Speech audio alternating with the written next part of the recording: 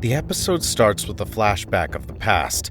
The body Takeshi currently is in used to belong to a disgraced cop named Riker. He is interrogating a coder, asking him about the real reason for the death of someone named Mary Lou.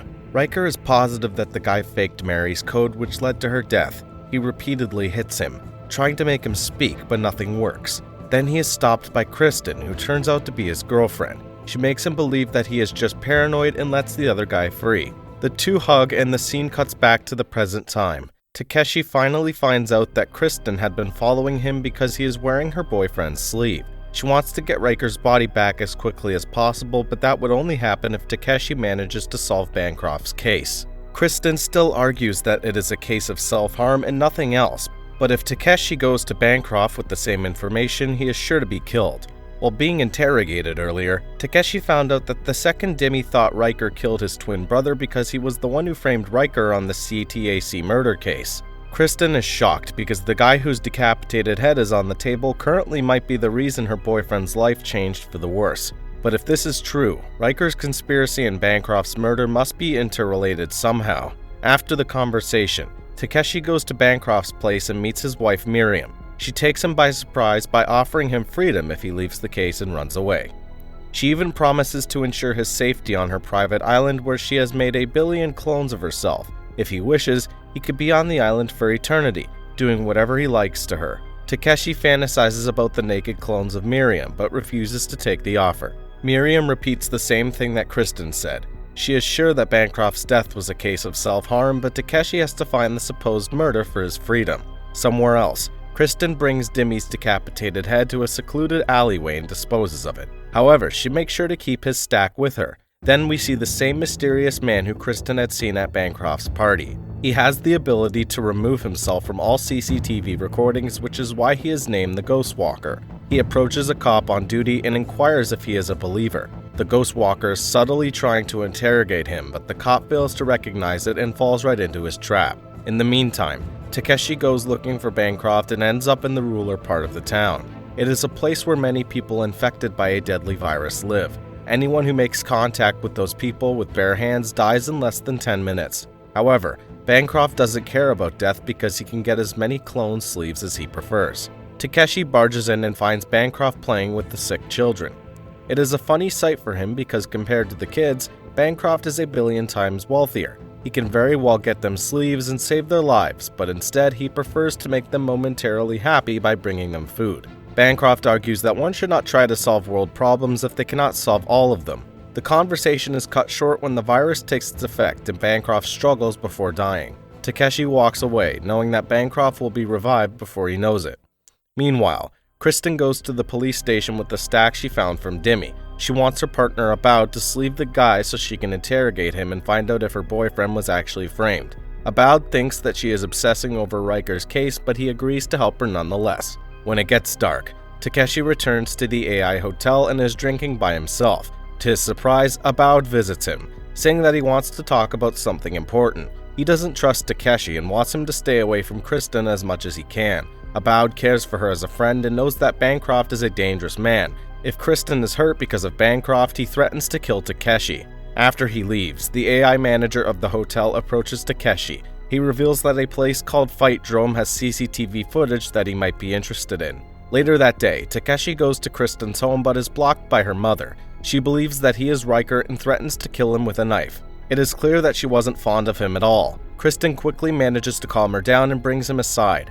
After that, she is told about the Fight Dorm footage, which is available on the black market. The duo goes to the regular black market informant Carnage and finds the exact video they were looking for. In it, Bancroft's son Isaac is watching a fight in an arena when Bancroft arrives and proceeds to beat him up. Takeshi reads Bancroft's lips and finds him saying "You will never be me" repeatedly. They do not know what that means, but it is clear that before Bancroft died, he was not on good terms with Isaac. In the following scene, Kristen and Takeshi break into Isaac's house and find no one inside. Upon investigating, they discover a secret back room where he has been producing clones illegally. The one clone in stock is his father's. They also find out that Isaac was watching several videos of his father in conferences. Because of all the evidence, they come to a conclusion that Isaac was pretending to be Bancroft to sign a deal with the Japanese. If he simply killed Bancroft and destroyed the sleeves, he would not be able to inherit his wealth. Hence, it looks like he resorted to turning into his father for money. Kristen calls the cops to investigate more about the illegal printing. Leaving the rest of the work to them, she and Takeshi return to Riker's home. Takeshi is hurt, so she uses a device to sew his wounds, but while they are at it, they get a little too close to each other. One thing leads to another and they end up making love, even though Kristen imagines that Takeshi is the real Riker throughout the night. In the morning, she shows him Mary Lou's stack, the only witness to the murder that Riker apparently committed. The stack has all the information that could prove Riker's innocence, but she cannot look through them because Mary was converted to Neo-C. It is a program mostly used by religious people who think returning from the dead is a sin.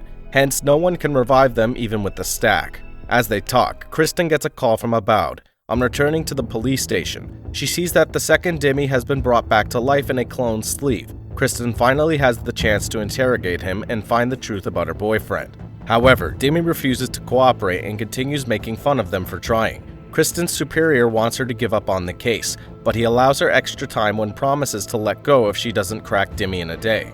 To return to the base, Dimmy, Aboud, Kristen, and a policeman enter the elevator. Seconds before the elevator door closes, Takeshi notices that the policeman is none other than the ghost walker who Kristen told him about. It can be assumed that the man killed the cop he met at the beginning of the episode to pose as one.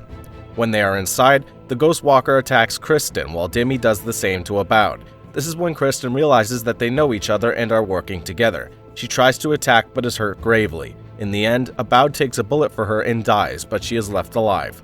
When the doors open again, Dimmy and the ghost walker have already disappeared. Takeshi quickly brings Kristen to the car and rushes her to the hospital. He keeps her awake on the way and makes sure that she is still conscious when she reaches the hospital. The ghost walker has attacked her arm repeatedly to make sure that she won't be able to sleep again. However, the doctors fix it and replace it with a new one at Takeshi's request. In the end, her life is saved, much to everyone's relief. Outside, Elliot comes to meet Takeshi. They are informed about the whereabouts of Bancroft's son Isaac. Takeshi suspects he is the one who tried to kill his father. Not wasting much time, he and Elliot go to the said place and find Isaac with his boyfriend. They resist at first but are eventually caught and taken to Bancroft.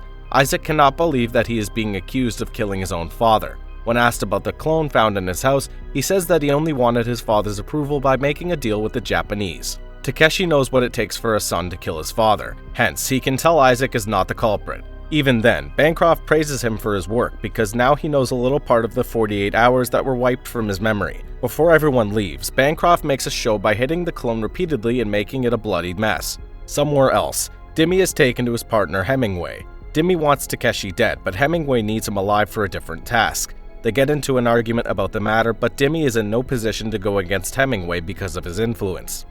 After he is dismissed, the Ghost Walker asks Dimmy if she is a believer. Dimmy has heard him ask the same question to all his victims and knows what is about to come next. He immediately makes a run for it while being followed.